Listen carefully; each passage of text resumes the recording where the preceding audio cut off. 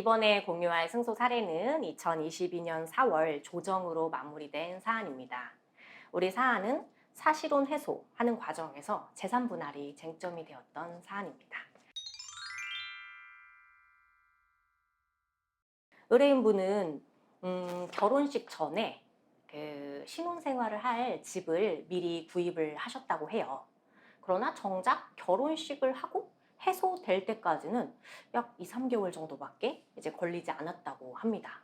의뢰인분이 생각하기에 상대방이 그래 이 주택 구입 비용과 관련해서 보탠 돈이 있기는 하지, 그래 내가 그 돈 정도는 돌려줄 수 있어, 이렇게 생각을 하였는데 상대방의 생각은 달랐던 거예요. 우리가 혼인 생활을 하려고 이 집을 구입한 거고 나도 일부 보탰는데 그 시세 상승이 구입했을 때로부터 지금 이제 우리가 정리할 때까지 상승이 꽤 되지 않았냐, 그럼 나도 절반 정도는 줘야지 해서 그 양측 입장 차이가 생겨버린 거죠. 결국에 상호의 의견이 좁혀지지 않게 된 거예요. 우리 의뢰인이 생각하시기에는 그래 시세 상승에 나눠야 된다고? 그래 그렇다고 치자. 그래도 상대방이 생각하는 반은 아닌 것 같다. 상대방이 보탠 비용, 내가 보탠 비용, 그리고 내가 받은 대출, 이렇게 비율로 따지면 상대방의 기여는 미미한 것 같은데 이거를 어떻게 나눠야 될까 이제 오셨죠. 그래서 저희가 뭔가 조율을 할 때 그걸 마무리하는 방법은 뭐 최소 합의서를 쓰는 방법도 있겠고요. 우리는 이제 사실혼 해소이다 보니까 별도의 뭐 이혼 신고는 이제 필요 없는 사안이시죠. 별도의 합의서를 쓰면서 재산을 명확하게 마무리할까, 아니면 좀 조정 절차를 활용할까, 이런 사안. 그리고 그렇다면 어느 정도의 금액이 적절할까 였죠. 의뢰인분이 생각한 건 상대방이 들인 비용 그 정도, 그 주택 구입 비용 관련된 정도, 그리고 그 외에 좀 일부 부소 비용은 그래 조금 더 줄 수 있어 해서 이제 처음에 생각하셨던 범위가 있어요.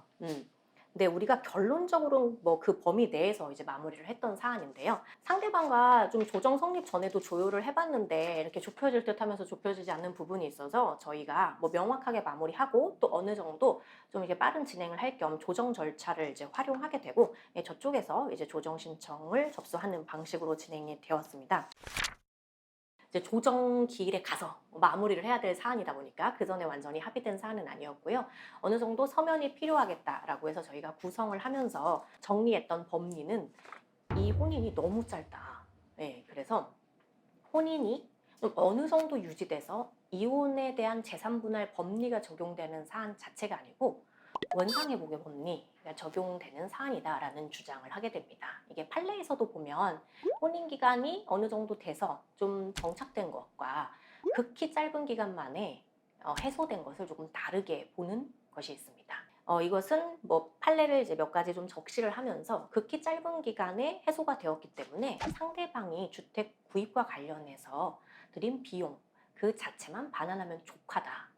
이것이 법리적으로는 그렇다. 그런데 내가 원만한 조정을 해서 조금 더 뭐 이 정도는 조율할 여지가 있다라는 내용의 서면 및 그렇게 조정을 진행하게 되면서 조정 1회 기일 만에 상대방의 주장이 좀 무리하다라는 걸 수긍시키면서 원만하게 마무리했던 사안이고요. 그래서 이런 경우에 또 이제 문제가 될 수가 있겠죠. 혼인은 그렇게 짧게 이제 해소가 되었는데 그 사이에 재산 변동이 좀 크다 보니까 상호 대립이 있을 수 있겠는데요.